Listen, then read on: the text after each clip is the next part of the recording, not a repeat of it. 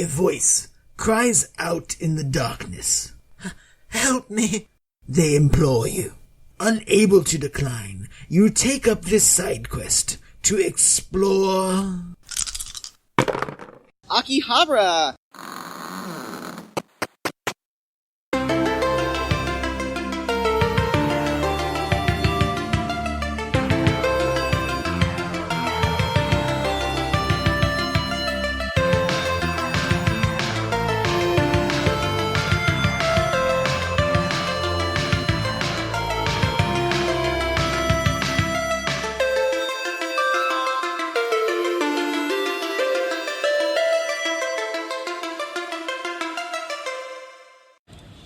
Okay, so hello, this is Michelle with Doors and Dungeons, and I've got 3 friends with me today in Akihabara. We're going to do some Akihabara shopping, exploring. Way! So, this is... Hi, I'm Tom. And? Radaguar. Patrick. Okay, so if you're around on our Discord server, join it! You might know some of these people, or if you've listened to the podcast, you might know others of these people. So, where are we going first? What's the best thing to do first, actually? Beep, maybe? I think Beep, yeah. Because I gotta sell stuff there anyway, so. So we're gonna go to Beep. We actually have met outside the Gundam Cafe, which is right near the Akihabara Station Electric Town exit.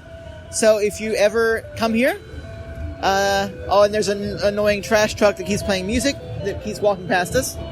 So we'll walk away from it. But yeah, if you ever come here and you go out to this main plaza, you can go to the left and to the main street and then go to the right.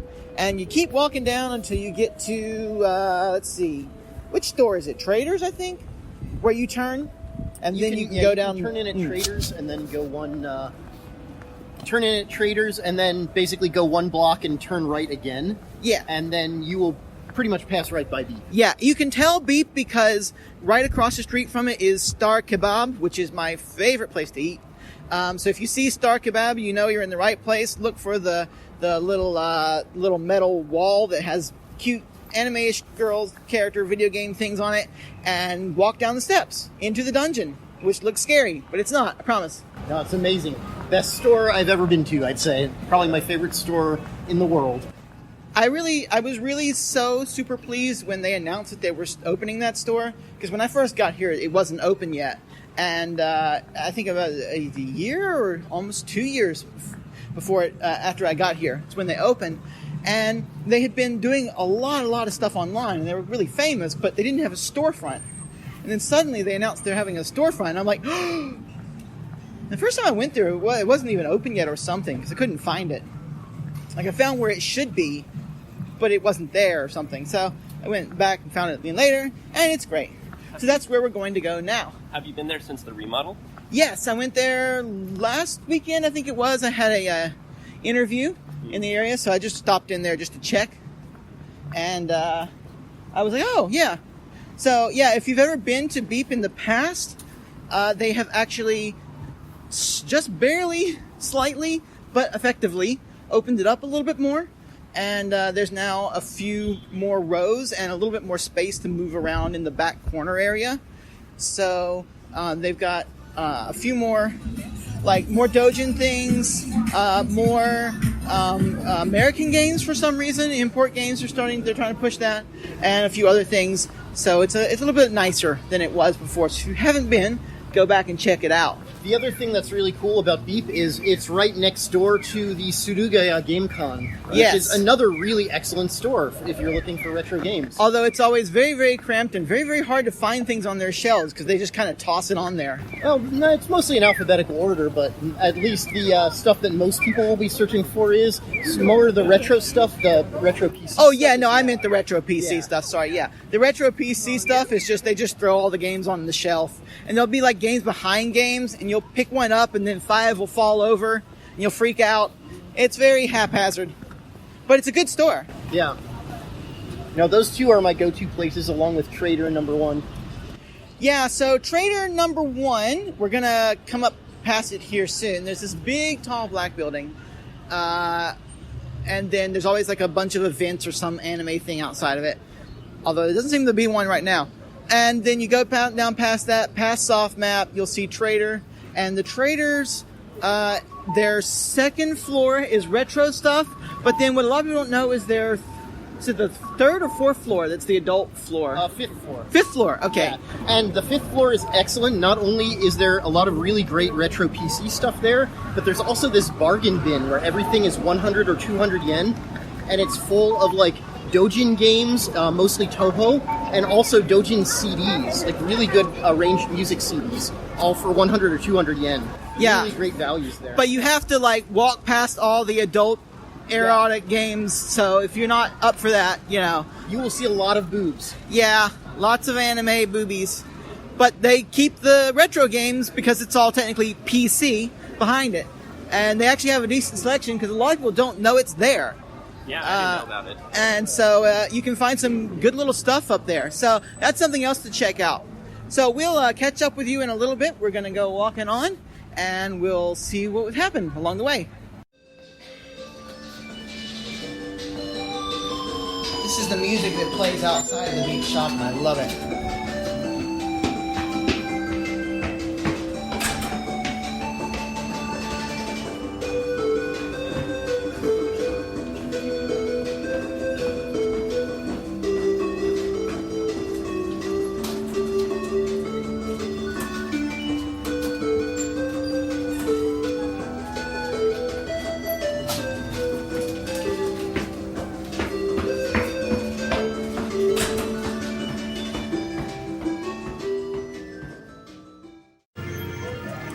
So this is the inside of Beep, and there's lots of music around, lots of sound effects.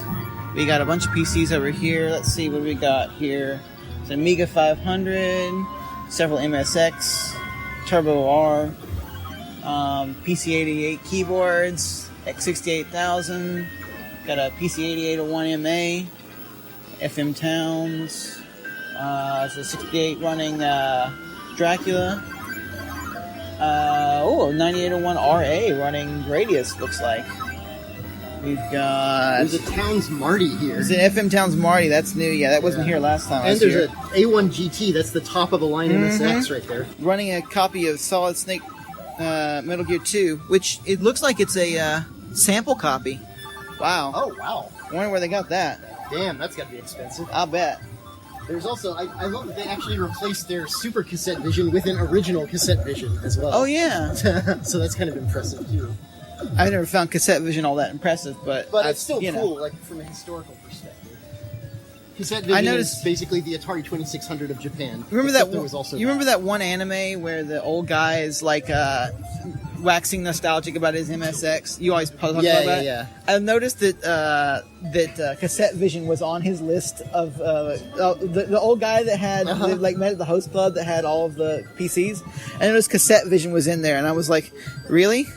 Wow. I mean, that was a big deal back in, like, 82. Yeah, I'm sure, but still.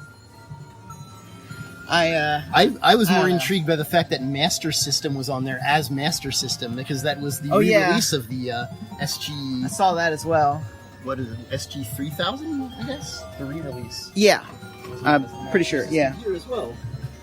So, console section, got some PC Engine Duos. I'm hoping mine will sell for a pretty good amount, because look at how much it sells for. Yeah, that's not bad. And that's yellowed. Mine is not yellowed, but it does have a teeny tiny crack. So we'll see. We got some arcade boards. What else do we have here? FrameMeister. Big new import NES game section. NES and Super Nintendo. Original Game Boys. Yeah. Import everything. They got quite a bit here. Yeah, it's definitely grown. Some GameCube games over there. American GameCube games. Is it 3DO over there? MSX Xanadu music. Yeah, I think that's just playing on their speakers. I think they're always playing that on speakers. Because NSX Xanadu music is a thing. Wow, yep. 49.80 yen isn't too bad, actually, for Super Game Boy 2. You know, I bought mine in the box for... 49.80. I bought the first one of these I had, the Super Game Boy 2. I bought it for 500 yen, and I bought the box one for 1,200 yen once. Wow. Yeah, those have gone up big time since then. They were not popular until recently. Hey, there's the Intellivision. I think that's the one that I sold. Might not be. I don't remember if I sold it here or sold it elsewhere. I love that they now have this board and card game section, which is pretty cool. Yeah, that is cool. Some NES classics or And Dojin. I love these Dojin that have this character. Oh, There's yeah, a whole yeah. series of Dojin about collecting for retro gaming systems. Yeah, so this With person advice on how to do you it. can find them on Twitter. I actually have to find their Twitter account for them. I don't remember what it is off the top of my head, but the person who makes this series posts Twitter art with the character talking about random stuff from here all the time. It's such a cool idea to do. Yeah, it that. is. Yeah. She's Also, always like, so why does this thing have this one switch in it that doesn't do anything? And you're like, oh, I don't know. Or like, hey, what are these dip switches for? And you're like, oh, keep PC, PC lover girl. I don't remember what her name is. It's like PC game Skina girl or something like that. Something weird like that. I also do love the cover art for Uso Mario Densetsu, which is all about Mario clone games from throughout history. Wow. Which I kind of do want to buy this, actually, but I don't really want to spend 1,200 yen on it, but that is a really cool looking little thing. Wow. Yeah, that is neat. I'd like to see, what I'd really like to see is an in-depth history of the Wonder Boy series. Oh, yeah. That'd be a great Dojin game, book to do. Well, I will say, they did not sell out of the Ease books, but they got very, very close. Because last week, this whole shelf over here, was about what, 8 feet wide, was all Ease Dojins, and now there's a stack of about 6 left. And that's less than there were 2 days ago when I was here as well, so they definitely have been selling. So I guess it's a good thing. I guess they've started carrying novels also, which is interesting. Ooh. Are they like choose your own adventure books, or are they? No, I think they're just fantasy novels, but I'm not sure. Maybe. No, it's just game book. Oh, okay. Oh, so are these actual like tabletop gaming books? Maybe? I don't know if they're tabletop games or if they're like the adventure books. Yeah, that's because I think cool, see, this is an adventure game book. I see. Wow, that's so pretty neat, people have been doing new ones of these, which is really cool. I really like these because I had a couple of them. I think I sold them when I was moving, but I'd like to get some again. They're really, really cool concepts. I think I had the Tower of Druaga one. I don't remember if I sold that one or not, but it was really cool. I might have kept the Druaga one. I don't remember. I have to look. But yeah, so there's a lot of cool stuff in Beep. And it is a lot easier to get in and out if you're now. Yeah. I will say that for some people, I think there's a shift. I wouldn't say there's a shift away from retro PC games, but there's definitely a shift towards trying to include more other stuff. There's still plenty of retro There's still PC way games to more find, than though. more retro games here than anywhere else. Yeah. But yeah, I mean, they haven't cut down their selection at all. They've just rearranged things to Yeah. highlight more things as well, which I think is smart. I think it is. Who come here to buy non-retro PC games? so NEC PC 88. PC 8001, which we mentioned in our podcast the other day about the 8001, and it looks like it's signed by a bunch of developers. That is pretty rad. Yep. And it is very definitely not for sale. Yes. But that's what you get. Yeah. Captain Planet and the Planeteers here on the NES. We've got an unlicensed Tenjin Gauntlet, which I'd actually kind of like to have, but it's a little bit expensive. Yeah, so cool stuff here. The arcade boards are what always impressed me. I'd love to have just an arcade machine one day. It'd be really cool. Got Metal Gear 1 playing on the screen there. Yeah. Still got our standard, very large MSX section. Random They're music playing the playing. entire MSX Xanadu soundtrack right now. They have a CD. See, Xanadu Sound Collection. Oh, that's probably what they're playing. So that's probably what they're playing. Yeah. Because you don't really hear the MSX Xanadu soundtrack that often because it's different from any other Xanadu soundtrack. Yeah. So this one's got 88, FM7, MSX2, and 98. Yeah. All right, that's pretty cool. And yeah. So that's really cool. I wish they'd get more of the MSX2 version of Celia in stock because I really want to check that out. I don't know much about that. I don't know much either, but it apparently it's like a puzzle platformer and it looks pretty good. Huh. They do have this new MSX game, Daibutsu Paradise, but it doesn't seem very good. I haven't looked at that yet. I tried playing it a bit, and it's pretty clunky. Let's try it out here. So we're in a... Oh, so I'm a penguin. So you have space to jump, you're trying to charge the battery. Okay. There is apparently a limit to what type of lightning you can capture, though. Oh. It's really slow. This is a really sluggish game, and there's not much sound either. I would have expected more sound out of it. Yeah. It's definitely not one of the more well-developed indie MSX games, unfortunately. It seems kind of like what you'd expect from people that haven't been doing it as long as a lot of the European people that have been doing it. European and South American people that have been doing it. And the asking price is 4,073 yen, which is a bit much. For this. Yeah. I mean, it's not much Wouldn't be MSX much for in these. general, but... Children of the Night or Inferno here. Yeah, well, Inferno's... Those are more. Yeah, Inferno's like 8,000. Yeah, I think Children of the Night is too, isn't it? Or is it like 5,000? That's a good question. Yeah, no, it is. 8,000, yeah. Yeah. Children of the Night is worth it, though. That is one of the best MSX homebrew games out there. That is a great game. Yeah.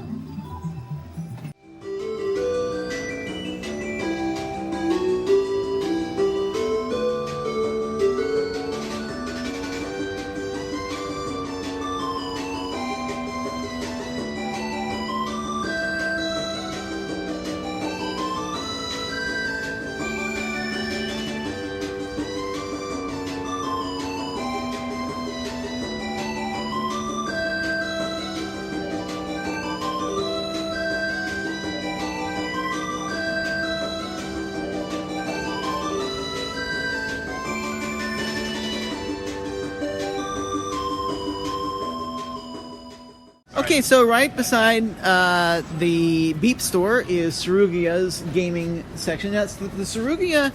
It's weird. Suruga-ya in, of course, for anyone who doesn't know, Suruga-ya. I keep saying it, Suruga-ya.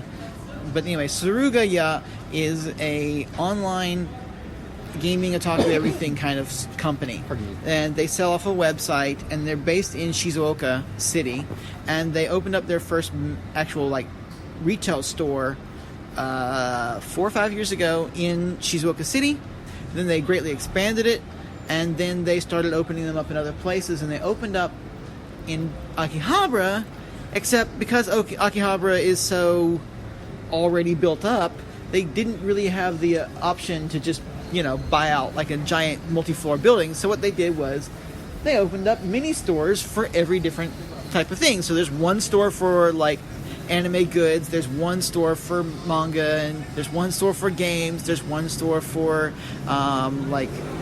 just every niche. They got their own store. As with Trader, though, sometimes the niches do blend into one another, because this GameCon is where you'll find most of the game stuff, but the Suruga-ya right by Akihabara Station, the bottom floor also has games. Oh, I haven't seen that yet. Yeah, okay. They have mostly Famicom, Super Famicom, and stuff like that. I see.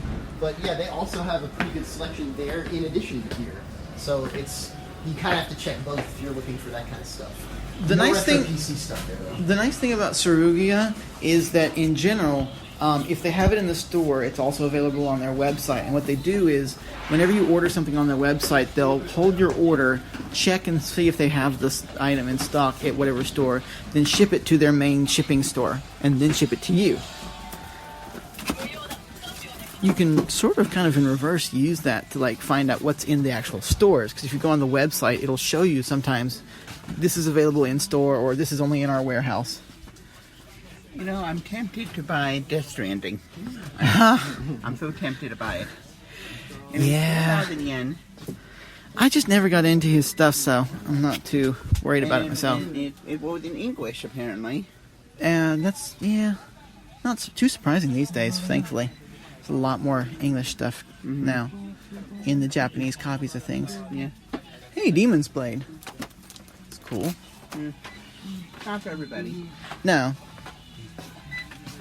Cool. That's one of the games on the Switch now, on the Super Nintendo Switch software thing. Okay. Can't quite reach the retro PC section right now. Yeah, that is the one downside to this Suruga, as it is very cramped in here, and you kind of do have to just dodge a lot of people. And Okay. And they've also just filled up this whole row with extra stuff. just like bins of like old systems and stuff lying on the Which there's floor. some cool stuff in here for sure, but it does make it a little bit more difficult to find what you're looking for. Yeah, so here's the retro PC section. Oh, no, this is something I'd love to have if it wasn't super expensive. Although, not for the right system. It's Windows 3.1 for FM Towns. Yes. Yes, Windows 3.1 for FM Towns. Huh. I'd love to have Windows 3.1, like an actual legit copy of Windows 3.1, but it's hard to find. Thexter for the... which one is this for? Is this for 88 or is it for... 68,000, if I'm not mistaken. It might be, yeah. But it's no, X1 Turbo. Okay. I was going to say... X1 has some interesting games, actually. Yeah, but most of what X1 has is already on 88. Well, it's funny because there are a few games. I know one of my favorite Most. MSX games, Sophia, is exclusive to the X1 and the MSX, and Huh. nothing else. Huh. Well, here's an Emerald Dragon. Let's see here. This is the 98 5-inch floppy version. That's cool. Yeah. Probably runs better than the MSX version. Yeah. Probably, yeah. MSX version of that game is very clunky. Playable, but clunky.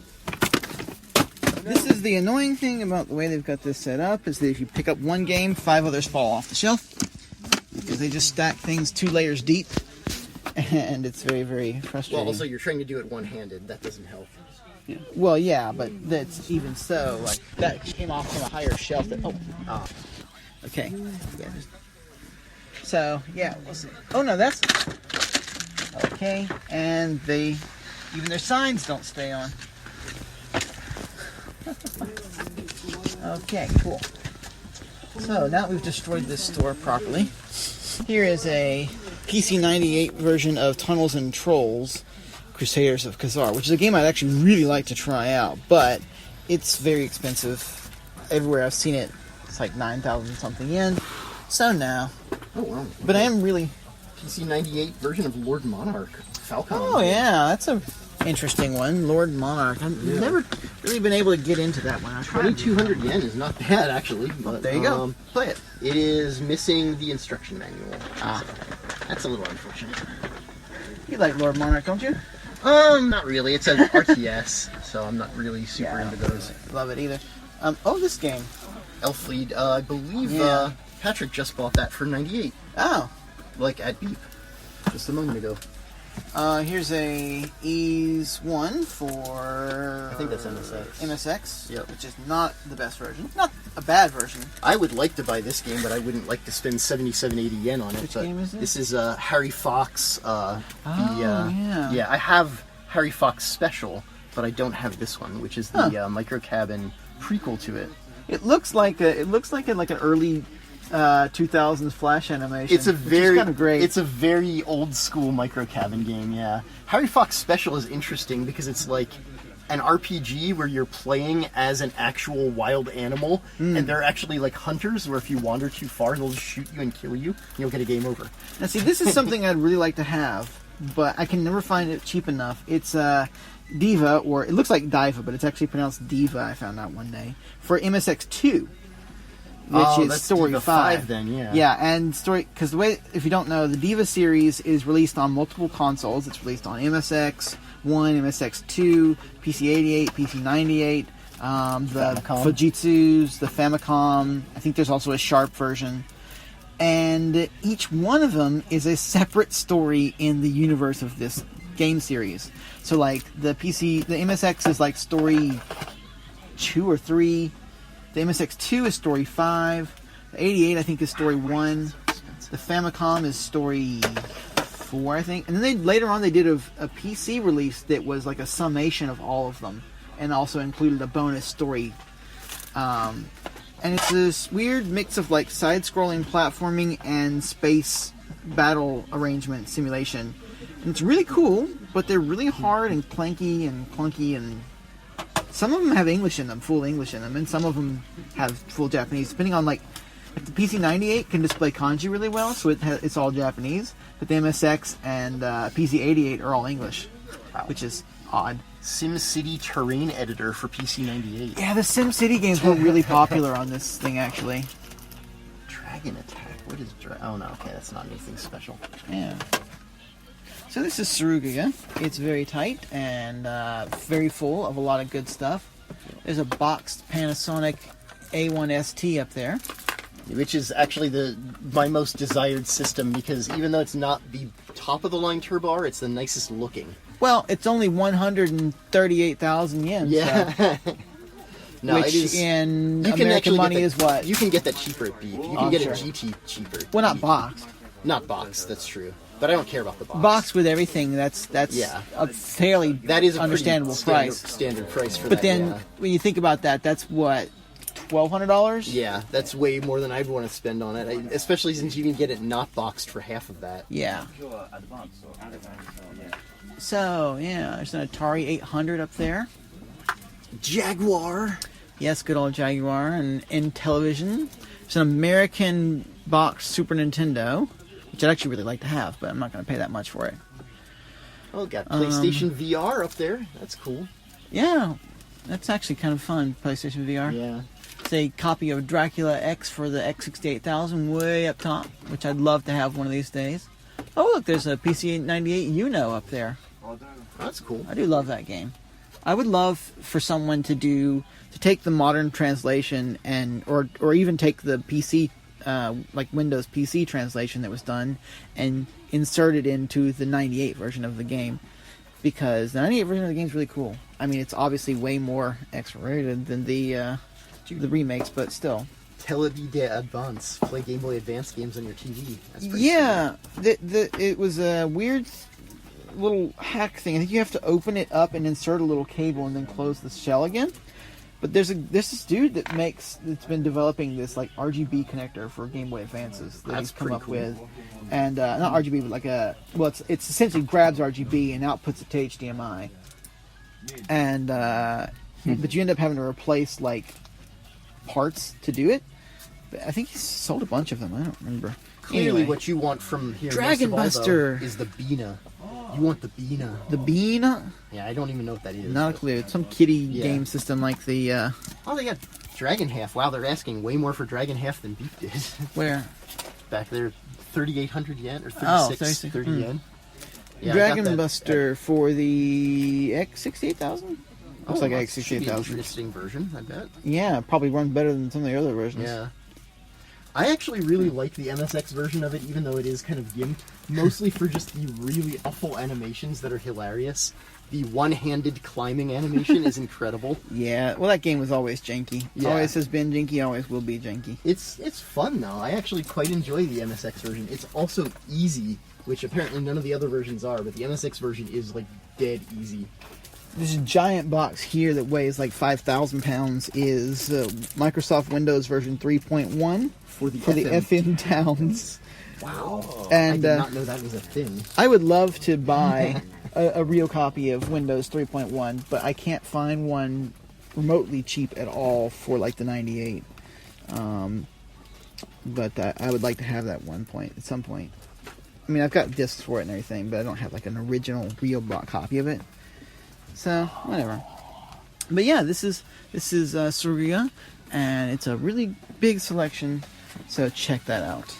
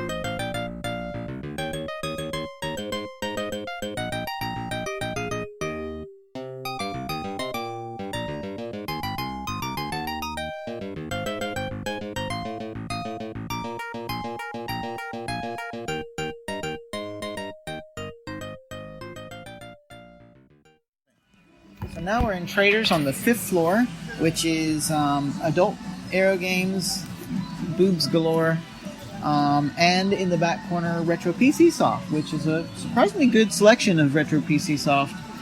And then I think we found a few things here and there. Like, what did you find? You got... I got Continental and Wrestle Angels V1. Okay. And then you got...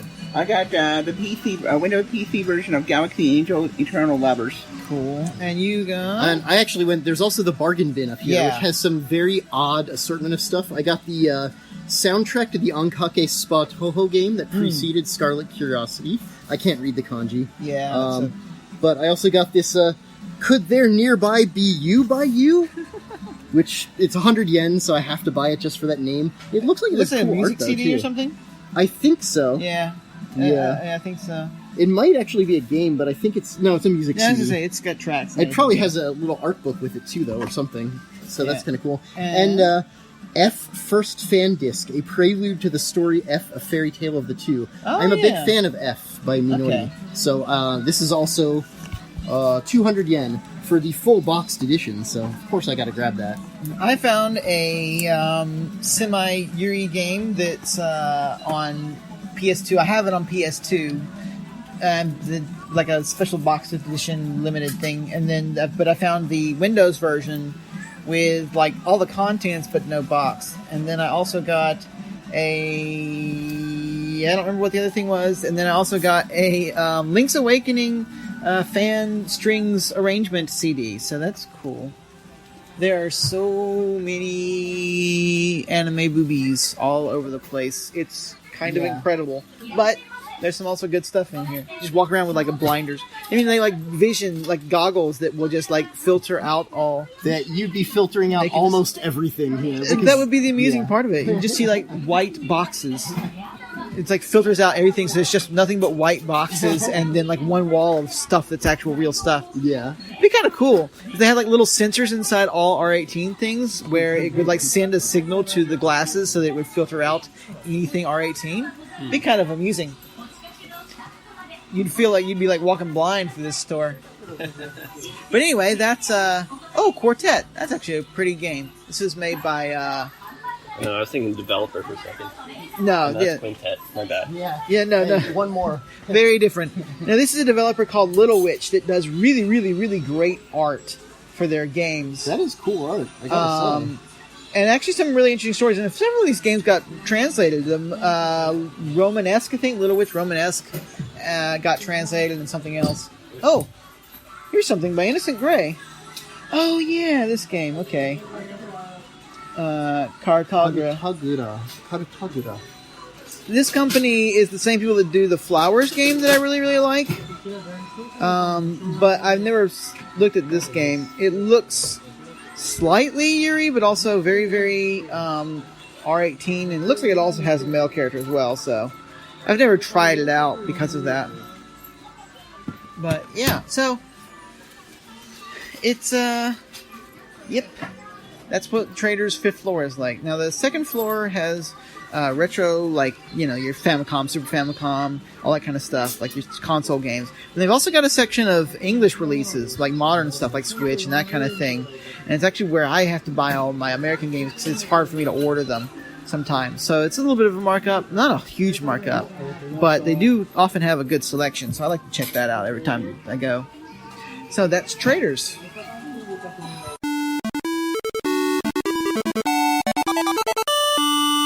Okay, so we all bought some cool things, and we're standing outside Beep. Some of us got some money for trading some things in. I'm going to later on go look for a Switch Lite, I think is what I want. But now, before we all break up, we're going to go to Star Kebab and have some food. So the last stop on our Akihabara Funtime Shopping Weihei Funtime Adventure, said Funtime twice, but that's okay, Indeed. is Star Kebab, where you can get some great meaty sandwiches and or Star other Kebab things. is fantastic. So please try that out. That's my final recommendation for you.